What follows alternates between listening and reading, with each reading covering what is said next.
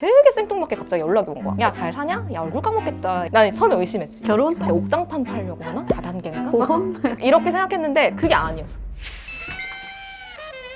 혼자만 잘 산다고 잘 이길까요? 솔로의 집 6번째 트랙은 관계입니다. 들어오세요. 들어와.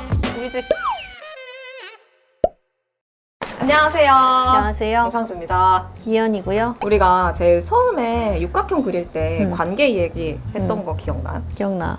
혼자서도 제대로 설 수 있어야지 관계가 유지가 되는 거거든. 근데 그거 진짜 맞아요. 뭐 다른 사람들을 돌보는 것도 사실 나는 잘 있는 것 같아요. 그러니까 나를 사실 지탱해주고 있는 사람들이 있잖아요. 이 사람들의 안부를 물어보는 것도 되게 어른스러운 일이라는 생각이. 누군가와의 관계에 있어서 어쨌든 중심은 내가 돼야 된다라는 이야기를 했었던 것 같다? 근데 그때 되게 많은 분들이 댓글을 남겨주셨어요. 하모님의 댓글 이게 참 좋더라고. 완전한 혼자라는 것도 타인의 돌봄이 지탱할 때 가능하다는 말을 들은 적이 있어요. 그래서 난 혼자서도 잘 살아 하고 빵빵 소리치면서 자신하는 것보다 나라는 존재가 항상 누군가에게 의존하고 있다는 사실을 인정하고 나도 또 타인에게 의지가 될 수 있는 사람이 되려고 노력하는 게 진짜 어른이 아닐까라고 느끼는 요즘입니다. 뭐 이런 댓글이 있어요. 그러니까 나는 20대 때는 진짜 더 독립적이고 뭐 혼자 안간힘 쓰는 약간 그런 사람이었단 말이야. 그냥 제일 알아서 할게요. 그냥 각자 알아서 좀 삽시다. 약간 그런 모드였고 항상 부딪히면서만 살았거든. 어차피 나는 내가 부딪혀봐야 배우는 거고 그랬는데 이게 살다 보니까 꼭 그렇게만 사라지진 않더라고. 왜냐면 그거는 어느 정도 힘든 거는 내가 혼자 돌파할 수가 있는데 진짜 완전 사람이 폭삭 예기치 못하게 무너지는 순간이 오더라고. 30대가 되고 보니까. 근데 그게 나만 그런 것도 아니고 보면 하나씩 뭐가 있어. 뭐 가족한테 일이 생기든 돈 문제가 생기든 아니면 갑자기 직장이 어떻게 되든 뭐든지 간에 건강이 안 좋아지든. 근데 그 폭삭 내려앉는 순간이 그런 드라마에 나오는 그런 비극적인 순간이 아니라 그냥 우리가 그렸던 그 육각형의 여러 가지가 막 동시에 막 흔들린다거나 갑자기 어떻게 해야 될지 모르겠단 말이야. 그럴 때는 진짜 뭐 서 있고 자시고 그냥 아무 생각이 안 들어. 약간 이해가 되는 거야. 왜 서로 의지해야 되는지. 완전히 자립이라는 게 나 혼자 돌파하고 버티고 그것만 아는 게 아니라 어떻게 하면 같이 잘 사는지, 어떻게 하면 또 필요할 때 의지하고 필요할 때 의지가 되는지 그것까지 아는 게 진짜 참어른이구나 이런 생각이 들더라고. 그래서 그런 순간에 있어서 언제가 내가 제일 취약하고 언제 누군가한테 기댐이 필요한 사람인지를 알아가는 것 또한 되게 어른이 돼가는 과정이겠구나라는 생각이 들더라고. 나는 사실 작년 여름에 개인적으로 힘든 일에 막 몰아쳤었어. 어디로 가야 될지도 모르겠어서 친구가 오라니까 일단 그래 그러고 아무 생각 없이 진짜 간 거야. 그래서 친구도 되게 그냥 무덤덤하게 그냥 놀러와. 집 비니까 놀러와. 이래서 가서 뭐 배달 음식 시켜 먹나 막 이랬는데 밥이랑 찌개를 해주는 거야. 그래서 진짜 오랜만에 밥다운 밥을 먹었어 그때. 이게 별거 아니지만 그냥 내 얘기를 들어주는 사람, 내 생각을 하면서 몇 시간을 들여서 밥을 한 끼를 해주는 사람이 있다는 게 진짜 고맙고 이게 정말 큰 힘이 된다는 걸 그때 나는 딱 느꼈지. 그러니까 나는 되게 그런 걸 증명하고 싶었단 말이야. 늘 혼자서도 잘 살아. 나 혼자서도 잘할 수 있어. 나 혼자서 다 해. 막 이러는 와중에도 내가 은연중에 누군가한테 계속 의지하고 있었더라. 그게 되게 내가 나 지금부터 너한테 의지할게 이게 아니라 가족이 집에 와서 밑반찬이나 이런 거를 싸들고 오면은 그거에 또 기대기도 하고 어느 날은 그리고 가끔은 집에 쳐들어오는 친구들한테 또 한 번 기대고 사사로운 거에 나는 끊임없이 기대면서 살아왔다라는 생각이 문득 들더라고. 작년에 나도 뭔가가 되게 힘들었다? 근데 그 힘듦은 이유 없이 번아웃이 온 것 같은 거야, 뭔가. 계속 꾹꾹 참고 있다가 현이한테 제일 먼저 SOS를 친 거죠. 야, 나 이상한데 나 되게 힘들다. 약간 이런 식으로 보였던 것 같아요. 나 왜인지 모르겠는데 뭔가 되게 힘들어 지금. 막 했더니 어느 날 얘도 되게 현이한테 밥을 차려줬던 친구처럼 되게 그냥 아무렇지 않게 쑥 약간 봉투 같은 걸 내미는데 그게 이제 단호박죽이었어요. 직접 만든 단호박죽이었는데 사실 단호박 스프였어. 너무 내가 되게 끓였지. 아니야, 맛있었어. 배운 거야, 배운 거 나도. 맛있- 그냥 그게 뭐 별거 아니지만 친구가 챙겨주지 않아도 밥은 먹었겠지만 그냥 너를 이만큼 신경 쓰고 있어, 생각하고 있어, 걱정하고 있어. 그냥 약간 그런 게 위로가 되더라고요. 나는 그 인생을 어떤 성취로만 인지를 했던 것 같아. 특히 취업하고 막 직업적으로 성공하고 싶고 이런 마음이 막 가득했을 때는 인생도 누구한테 기대거나 막 그런 거 없이 오롯이 100%, 99% 나의 노력 그걸로만 채워서 성공을 해야 진짜 혼자선 인생이라고 생각을 좀 했던 것 같아. 근데 우연히 기댈 수 있을 때 좀 기대기도 해서 내 힘의 70%만 쓸 수 있으면 또 그것도 뭐 괜찮은 거고. 고마운 일이지. 그런 인생에서 또 그런 기회가 온다라는 건 또 쉽지 않은 일이거든요.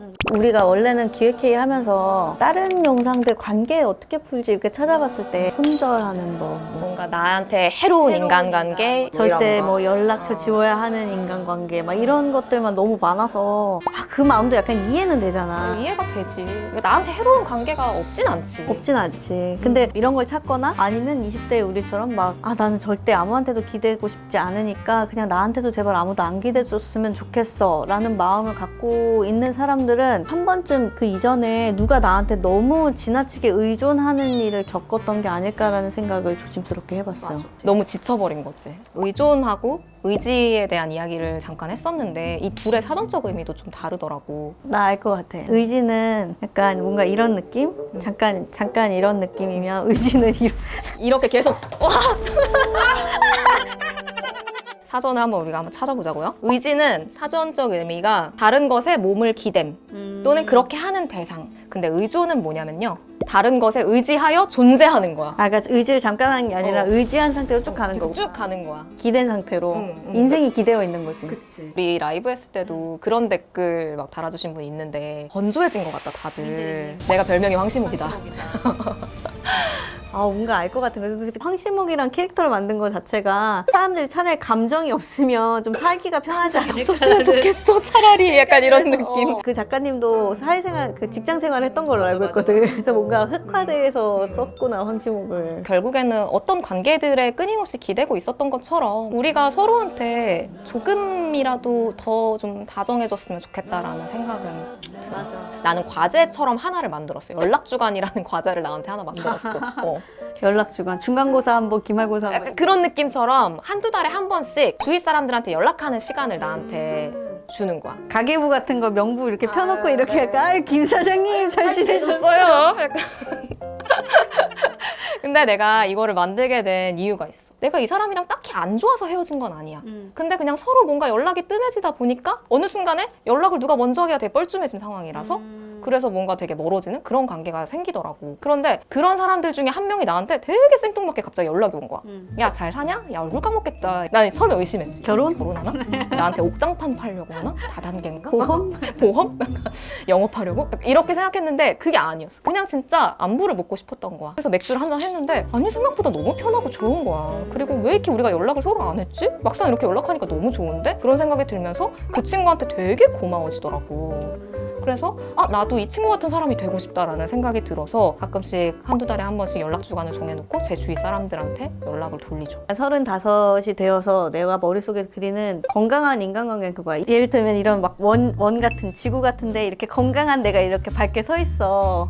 그러면 이제 옆에 똑같이 이렇게 생긴 애가 그냥 이렇게 손을 잡고 있는 거지. 이렇게 내가 건강하게 서 있는데 그냥 손 하나 내밀어서 같이 손 잡고 있는 그런 각자는 모습이 서 있고 그런 모습이 건강한 관계라는 생각이 들더라고. 예전에는 뭔가 나의 결핍과 저 사람의 결핍을 서로 완전히 톱니바퀴처럼 맞물리듯이 해줄 수 있는 관계가 완벽한 관계라고 생각했던 적도 있고 오히려 반대로 서로 그냥 깔끔한 관계가 건강한 관계라고 생각한 적도 있는데 그게 아니라 내가 안 건강할 때는 나 좀 일으켜줄래 손 내밀 줄도 알고 반대로 내가 좀 요즘 괜찮다 싶을 때는 내가 지금 에너지가 110% 정도까지 있는데 한 10%쯤 도와줘야 되는 친구가 없을까?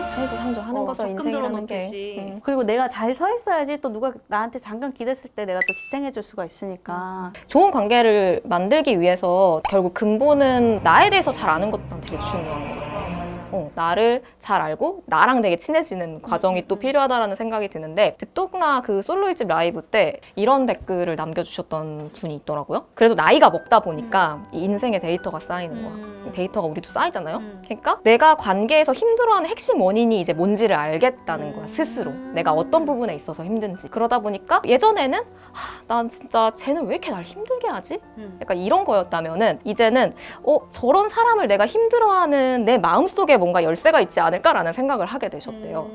관계가 참 여러 가지가 있어서 어떤 이야기로 먼저 시작을 할까 고민을 많이 했는데 오늘 방송은 사실은 댓글에 의존을 했죠. 댓글을 시작했죠. 의지했지. 예. 댓글을 보면서 저도 배울 때가 있거든요. 진짜 많이 배워요. 댓글이 너무 청정하고 다정해.